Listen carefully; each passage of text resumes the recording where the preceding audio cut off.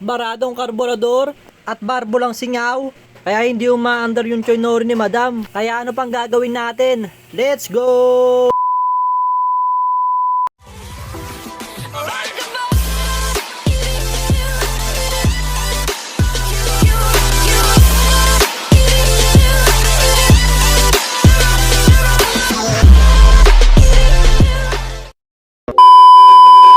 Okay, welcome back mga kasmooth. Bale, itong choynori ni madam hindi umaandar. At tinignan ko na rin nga pala ang kanyang kompresyon mga kasmooth. Pinadyakan ko ito at wala na.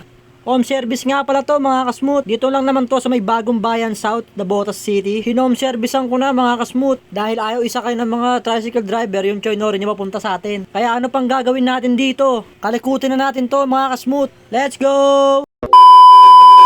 At eto na nga mga kasmooth, naklas ko kaagad ang kanyang karburador at napakadumi nito. Syempre, eto naman ang susunod din babaklasin, ang kanyang cylinder head. At papakita ko nga lang pala sa inyo ang kanyang itsura ng makina. Yun lang naman. Kaya ano pa to? Tapusin natin hanggat maaga. Let's go! At ito na nga pala mga kasmooth, nabaklas ko na ang kanyang cylinder head. Ito ang nakita ko. May singaw na rin pala ito. Kaya pala hindi na andar. At ipapakita ko nga pala sa inyo dito yung kanyang piston at block. At napakarumi na rin. Mamaya lilinisin natin yan. Kaya kung wala pang maintenance ang choynori mo, ipa-maintenance mo na. Kung ayaw mo matulad dito na hindi na umaandar. Kaya kapag hindi na maganda takbo ng choynori mo, alam mo na. Let's go! Nice. So ayun, nalinis na natin ang kanyang cylinder head. Kung makikita nyo dito, medyo malayo na sa itsura ng kanina. At iikot ko nga pala yan mga kasmooth para makita nyo na nilinis natin yan mula gilid. At ito nga pala ang kanyang karburador. Nilinis ko na nga pala yan mula labas hanggang loob.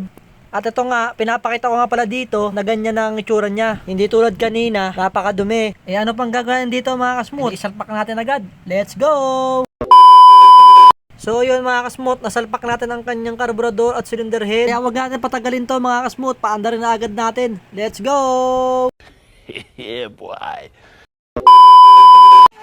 So eto na mga kasmooth, umaandar na ang choynori ni madam. Bali yung pinaandar ko to kanina, humahagok-hagok pa at nag-overflow. Kaya tinanggal ko na kagad ang dalawa na yon, yung overflow at saka hagok. Kaya ito ipaparinig ko na sa inyo.